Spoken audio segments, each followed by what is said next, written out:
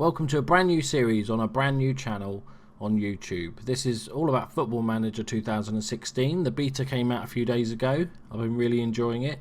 So this series I'm going to be concentrating on the Creator Club mode, which is a new mode for this year's Football Manager. Greetings and salutations, my friends. That little snippet was from my first ever video. Now, I'm slightly late to the party because I didn't realise, but the other day I recorded a podcast. The FM show guys kindly invited me on. I had a ton of fun, and the episode will be coming out shortly. I'll let you guys know on the community post.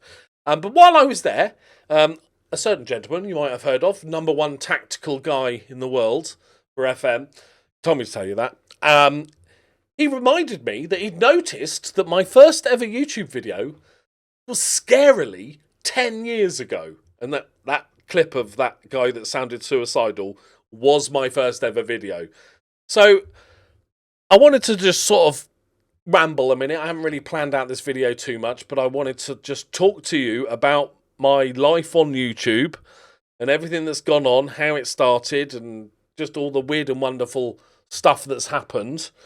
It might get a little bit emotional. Okay, I'll try not to cry, but no promises. I am in quite a lot of back pain as well, so that might be part of it. But so 10 years ago, I'm a month late or something like that. But 10 years ago, I discovered. I think it was Work the Space or Golden FM. I've been playing FM for ages and Championship Manager and all that sort of stuff, and I love YouTube. To this day, I barely watch any television. I watch some football, and then all the rest of my viewing is YouTube, and I loved it. And I have play FM.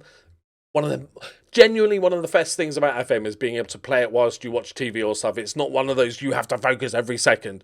That's probably why I do so badly. But and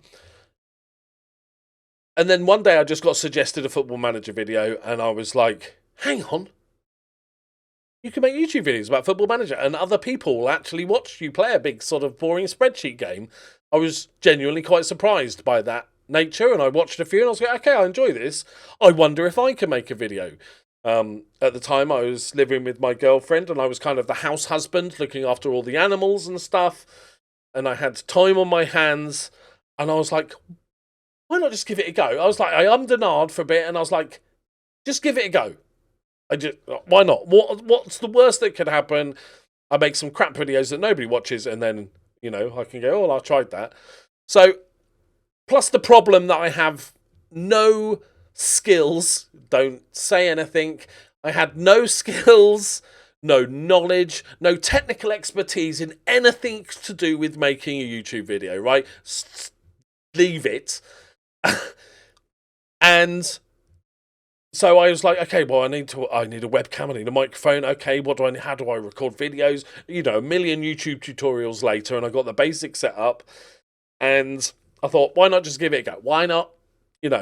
I didn't put my webcam on because I was too afraid. I'm very self-conscious. I don't have the most confidence in the world. So I was like, I'm not just going to put my face on YouTube. People will make fun of me. I still don't like it very much. It's kind of a necessary evil. I'm okay with it. For the first 6 months of editing my videos, just hearing my voice and looking at my face was just a thing of absolute horror for me. But I kind of got used to it now. Weirdly, I don't mind my own videos now, which is good. But I thought, why not just give it a go? So I remember that night, my first video, I don't know why, because from an SEO, from a search engine optimization point of view, Creator Club mode is probably, nobody's like searching for a Football Manager made up club. But I think it was a new feature in that year or something like that? Another thing that's missing. But I decided to do a Creator Club mode of my local town and recorded, I think, a couple of 2-3 videos that night just to get an idea. As you heard in that clip, very nervous. No excitement in my voice, just trying to sort of get through it, just, make sure technically everything worked. But I recorded a couple of videos, and then I got a knocked off version of some version of Sony Vegas, and I edited the videos, and I put them up. And but even recording the videos and editing the video, I still hate editing. That's why I try to do as little as possible, as you might have noticed on this channel. But I recorded the videos, did the editing, put it up, and before they'd even like gone live or anything, I was like, that's the most fun thing I've ever done. I'm going to make this my job. That was my literal thought process. Not that I was, as I said, not the most confident person, but I was like, I've got to try, and was just so much fun, just talking shite about the game that I love. So immediately I was absolutely all in. I was lucky enough. Curly, as you'll know her at the time, my girlfriend at the time, she was really supportive, and I was like, I'm going to give this a go. It wasn't like, oh, I'm going to make millions or I'm going to become a massive... It was like, I wasn't working at the time, but so that allowed me that even if I was making a few quid, that every little helped, I can put towards the rent and make myself useful rather than just cooking and cleaning and looking after animals. So I was like, okay, I've just got to try this. When I say all in, I wish I don't think I have it anymore, but I was like, okay, who are all the biggest YouTubers at the time? I'm going to miss some names out and stuff, but like obviously the big ones, the Way at the Spaces, the Golden FM, the Second Yellow Card, the Dr. Benjis and stuff. I think Lulujo started around the same time as me. I had an Excel spreadsheet because nerd, and I put all of them on and their subscriber counts, and I was like, and there's me with my 0, and then every month I would go in, I'd record all their views and how many subscribers they gained, and my goal was to beat all of them and just go for it and just to grow and make this a thing, but also doing it my way, not just sort of playing the sort of horrible clickbaity rubbish game, but just doing my own thing. This was back in the day when experiments were a big thing, so I was like, do Let's Plays, because that's my most fun thing, and but then we had some, experiments were really fun back then because none of the experiments had been done. The problem with experiments nowadays is like, oh, what if this club had £1 billion? Probably the same thing as it had done on FM24 and 23 and 22 and 21. Like, it's hard to do new experiments. I did a video called What If Eden Hazard Was Really Fat? And, my most popular video ever is what if I had the best wonder kid in the world? And basically, I made a player whose all his attributes were 20. He had 200 potential. Obviously, then it drops down because you can't have 20 in the game because 200 potential doesn't equal... Anyway, in essence, like, it's a pointless video because what if you had the best wonder kid? Well, he would be really good at football and do really well. Right? But that is my most popular video ever. Ironically, I think my 6th or 7th most popular video ever is a Russian fishing 4-video guide. And anyway, so for the first 6 months or so, I was just fanatical about growth, and I quite enjoyed the competition, beating everybody, and I was doing really well, and I was growing faster than all of these channels, and I was, got to the point where I was monetized as a channel. I started making a little bit of money. I cannot for the life of me remember when I started streaming. So some of you OGs will know better than me, but that happened at some stage, and eventually after like 5-6 months or so, I was brave enough to put on my webcam, and we did lots of silly fun saves, and then the big one happened. FM17 journeyman save. To the point where, weirdly, the journeyman has become synonymous with me, even though it has existed forever, to the point where I've had multiple messages down the years from people going, hey, I've got a little YouTube channel and I want to do a journeyman. Is that okay to call it journeyman? As if I've got the trademark. I'm not Disney or Nintendo. Don't worry, And obviously, I didn't make it up. But I was like, it's a journeyman save. I'm going to do a journeyman. And that journeyman was huge for the channel and me as a person and growth and exceptional. And it did really incredibly well. So for that first year, I was so focused on growing the channel and getting this, playing it's really, if you've never made YouTube before, it's a really good but also dangerous thing, the numbers game. Everything's a number, whether that's views or subscribers or likes or comments. You know, YouTube now, when you upload a video, it compares it views-wise to your previous 10 videos and ranks it. You know, there's so many little mini games inside of YouTube that you can focus on. And if you're that sort of competitive person, I think that really helps. But after that first year, I got to a stage where I was making a decent, not like I wasn't even making minimum wage. I was putting in a ton of hours but not making minimum wage, but obviously doing something I loved and making enough money that I could help pay the bills and pay my share, essentially. I don't live a luxurious life. I never have and never will and never want to, right? So I was like, this is amazing and stuff. And then I noticed something, and I don't think maybe it was because my growth was slowing. I can't remember the exact timing of it, but whether I was starting to maybe others were doing better. Obviously, lots of FMers in that 2-year spell, lots of new YouTubers and streamers came up and started doing really well and stuff. And I noticed that my mood was way, way, way too linked to what the little numbers on my YouTube said. Like, it gets bad. A lot of YouTubers will talk about YouTube burnout and YouTube being difficult and stuff, and I think that's the reason. There's always going to be somebody newer, better than you. You know, comparison is the thief of joy, they say, and that's essentially what I was doing. And like I said, it can be helpful, especially if you're a competitive person, but I realised I needed to reevaluate how I do YouTube and not really worry too much about the numbers. It was easier for me because I was in a house. The mortgage was already getting paid, as I said. I was the house husband, essentially. So I didn't need to earn, you know, X amount each week to pay the rent. So I was in a very lucky, and for others that try to go part-time or full-time, that might be the case. So I guess that it changes things. And I was very lucky that I've had, like, and this will be the thing that on my deathbed that I will think most about YouTube, is that I've been very lucky to have a group of people on my Patreon. I started that, I don't know, maybe after the first year and a half, a group of people on my Patreon that are literally still there after 8-9 years. There's lots of people that have been giving me £2, £5, you know, a month, 10 quid for years at this point for making, you know, average content.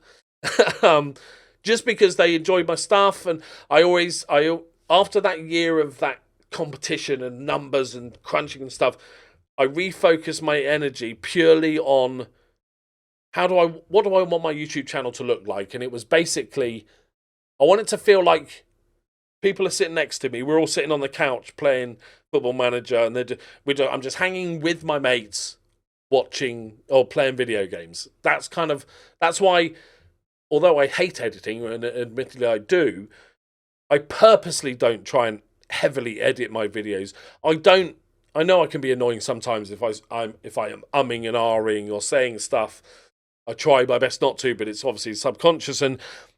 But I don't enjoy, and maybe this is just an age thing, but I've never enjoyed that content of they edit out every single little pause, every little micro, a 0.1 of a second of a pause between the start of next sentence, and you just see these millions of jump cuts in a video.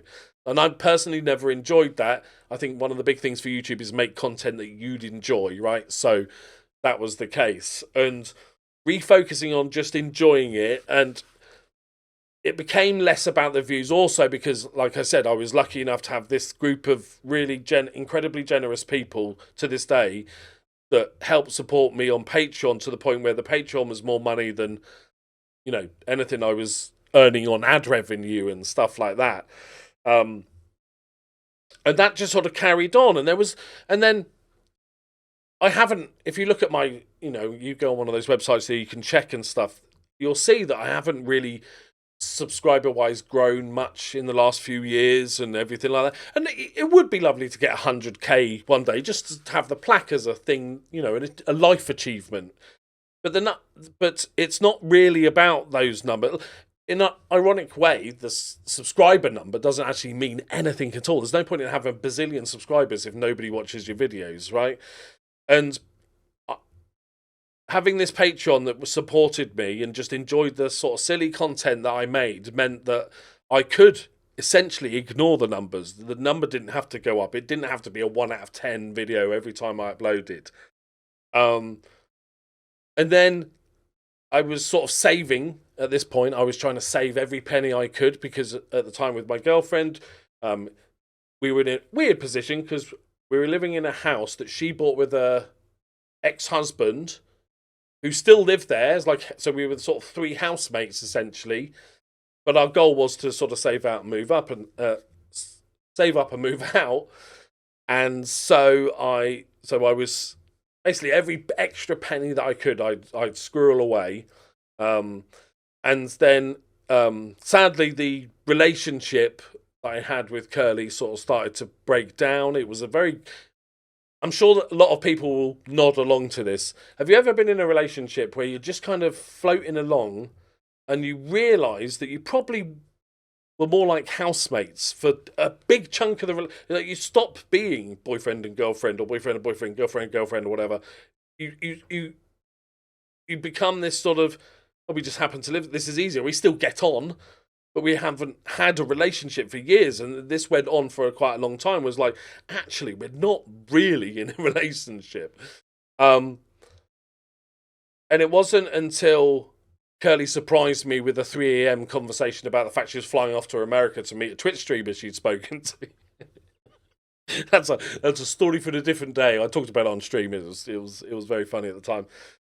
But it was the best thing she ever did, and she did the right thing because we weren't in a relationship for 4, 5. We were together for like 10 years or 8 years. I don't even know, on terrible dates.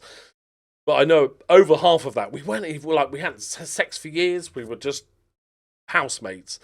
And so, and although that was gut-wrenching at the time when she told me this, and as soon as she'd left that morning to go to America, the relief was amazing. So it was like, okay, what do I do now? I'm living in so I'm from the south of England, but I'd moved over here, moved to Northern Ireland to be with my missus, and I was like, well, I've saved up a good chunk of money. When we did break up, I gave her a chunk of money because it felt only right, because although I'd earned all that money, she'd looked after me previous to that with bills and stuff, and so I wanted to sort of help her out moving on, but I still got a big chunk of money, and I was like, okay, well, maybe I could start looking to buy a house. And I was trying to move back to the south of England, but it's incredibly expensive, so I was kind of looking at South Wales, or like within an hour or a couple of hours of Bournemouth. And I was like, well, save up. Okay, well, while I'm saving up, what I need to do, because, thinking brain used to be an accountant for like 8 years. I need to invest. I need to put my money on the S&P 500 and various other investments, make that money work for me, because you don't really earn much interest and stuff. Now, it just so happens that was the massive financial crash. And COVID, just after it.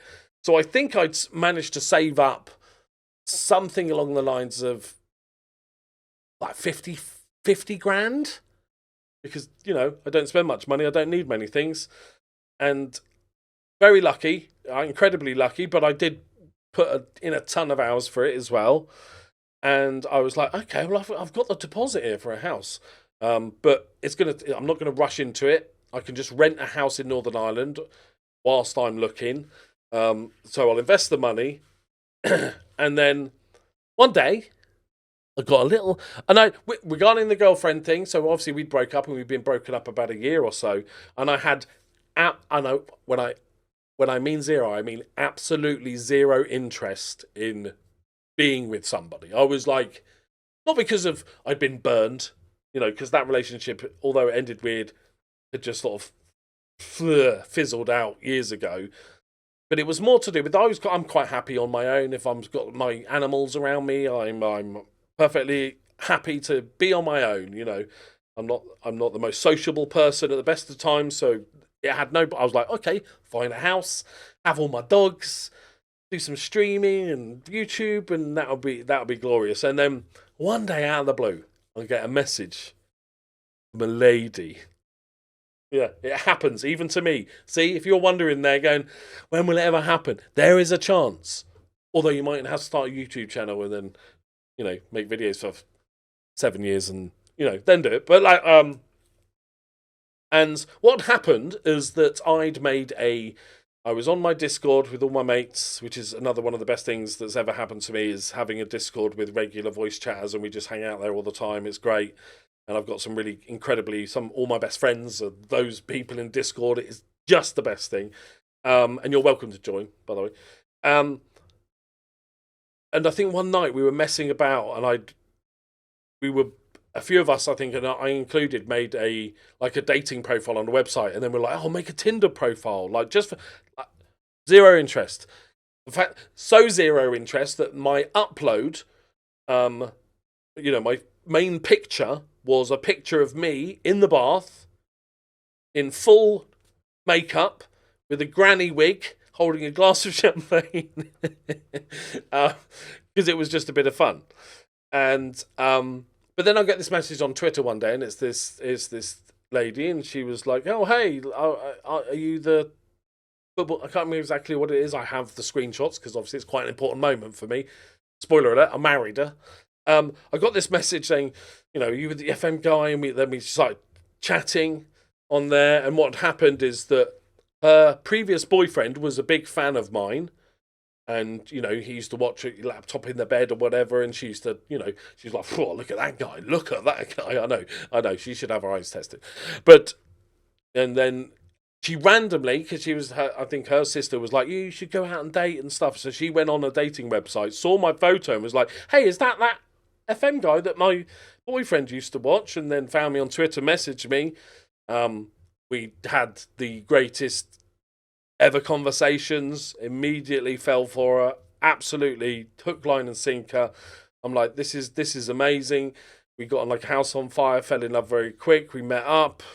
Although she's also in Northern Ireland, she's like the opposite end of the country. It's like 3 hours drive.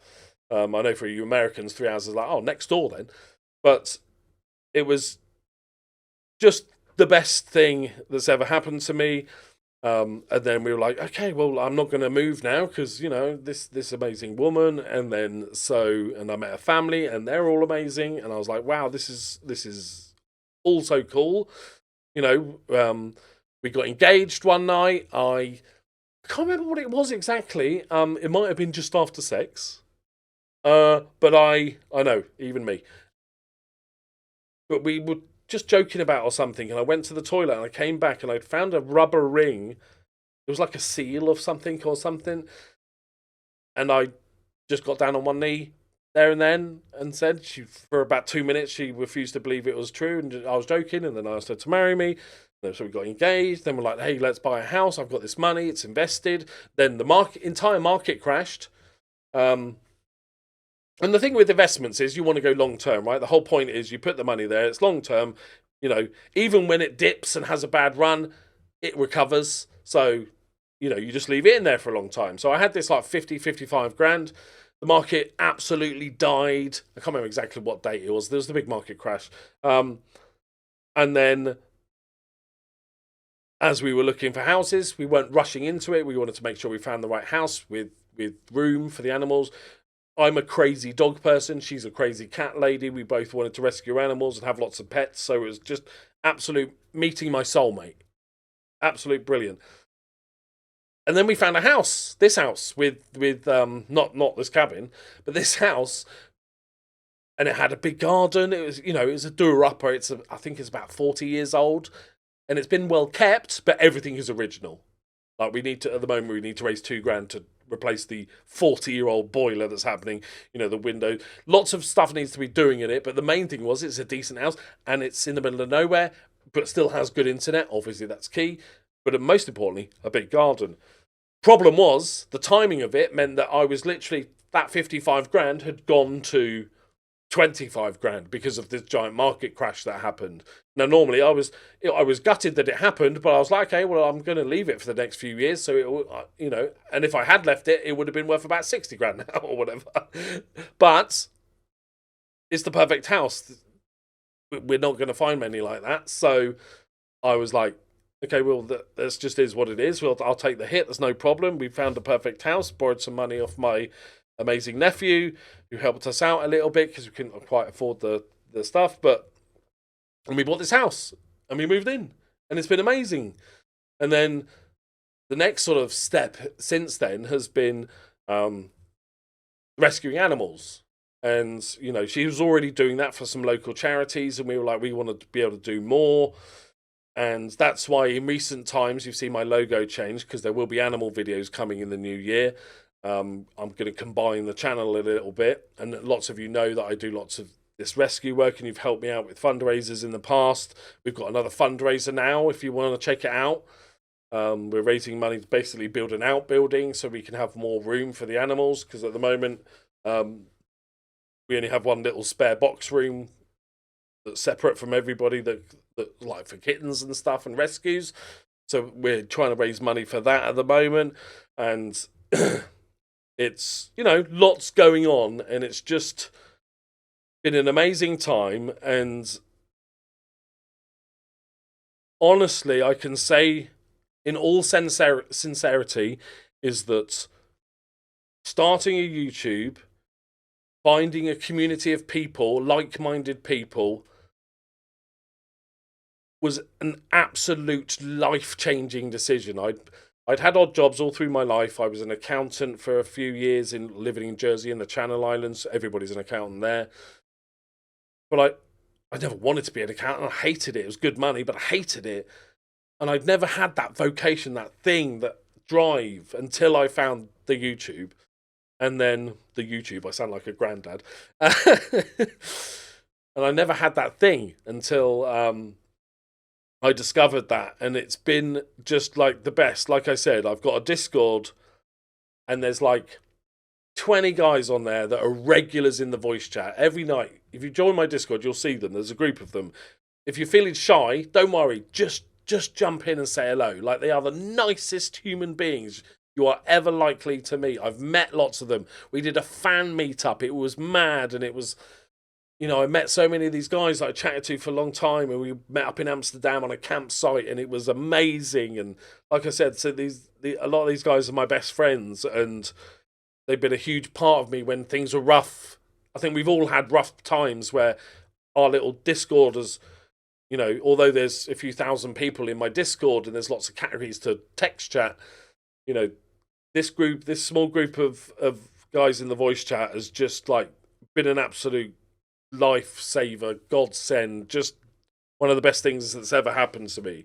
And I can't thank those guys enough for being there for all of us when we've all had tough times. And so the sort of next sort of chapter is that obviously we want to get more heavily involved with the animal rescue and take it up a notch. That's why if you're interested in support, I don't want to make this feel like a fundraising video. It's not. But if you are interested in helping us support us, my Patreon has now changed. It is more about the animal side. My wife does weekly updates on the rescue animals that we've got. So if you have any interest in that or want to support it, you can do on the Patreon. But to take it all back, it's been an absolutely wild 10 years. And all things considered, the best 10 years of my life. I've met my soulmate. I've bought a house. I've made a bunch of friends. I've discovered the thing that I wanted to do with my life. And I'm going to carry on doing this for as long as I can. There's a good chance that one day I'll have to get a proper job again. Because I never want to just do YouTube or do streaming for the sake of getting money. If I fell out of love with it, like I did with the numbers early on, I would have to change it. So I do YouTube. Let's Plays aren't remotely that popular on YouTube anymore, right? Episode 97 of A Journeyman isn't going to bring in the new viewers and stuff like this. But that's never It's never been my goal. That's what I enjoy. And there's a hardcore group of people that also enjoy that. And that's absolutely fine for me. That's why, I don't try and focus on growing or, the next big, I had opinions on the new FM, but I'm not going to produce a load of hate videos to get a load of views and all that sort of stuff. It was just important to me that I take it all back, to keep it really simple. I love this game. FM26 not as much as FM24 and previous, but I love this game. I love this community. I love this little thing that we've built, this little corner of the internet that we've built. And like, it's genuinely all thanks to you. As much as I would have uploaded for a while, if nobody was watching at all, there just wouldn't be any point, right? I might as well just save them to my desktop and rewatch them every now and then. And so it was hugely important that I just, even if there was like 200 people that watched each video, like, that would be enough to keep me going for all these years. And I've got so much from it all. Like I said, I've got a wife, I've got an amazing child, I've got a cool house, I've got an amazing group of friends that I would trust with my absolute life.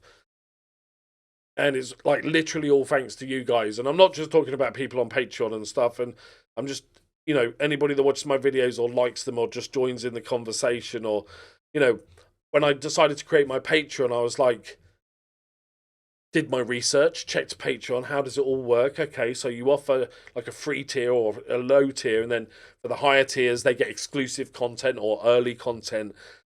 That's how everybody did Patreon. And I was like, it's not fair. Like, I've always used this example. My biggest fan, or my biggest, the guy that enjoys really watching me, might be a 12-year-old kid or somebody that's on minimum wage and struggles for bills. They might like every video and they watch every ad and they, watch every video multiple times and they do everything they can to support me. But I'm like, no, because this guy Jim over here gave me £5 a month, he gets this bonus videos. And that just felt yucky to me. So that's always been, and I've had so many comments throughout the years from other YouTubers and creators saying, how do you do it? Like, you've got a good sized Patreon, but you offer nothing. Like, it makes no sense. And that's because I've got the most generous people in the world, like, behind me and as part of this community. So like that would never change, Now it's slightly different in that, like, we're doing this weekly posts thing and everything, but like, that's always been the essence of what I've wanted to do, is be all inclusive, that encompassing and just relaxed and enjoy it. And I think that's why that that hardcore audience that's followed me for years is kind of, it's like settling down to watch EastEnders or a soap you enjoy. It's kind of like, relax, I know what I'm going to get. It's friendly, it's fun, it's silly. We never take things too seriously. We never get too angry. We just enjoy the game that all of us love. And like I said, I've made a bunch of I've met some of the most amazing people ever, and I'm lucky enough to call them my friends. And I've earned enough money that I could put a deposit down on a house. And 10 years has flown by, but it's just been the best. It's been the absolute best, and I hope to continue for many years.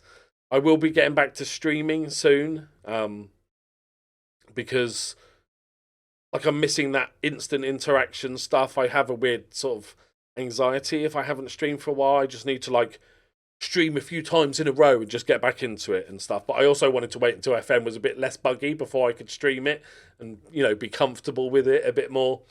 But that'll come back soon. But it's, yeah, just thank you all so much for allowing me to do this for this crazy amount of time on this tiny little channel. I will eternally be forever grateful for what you've done for me and my family.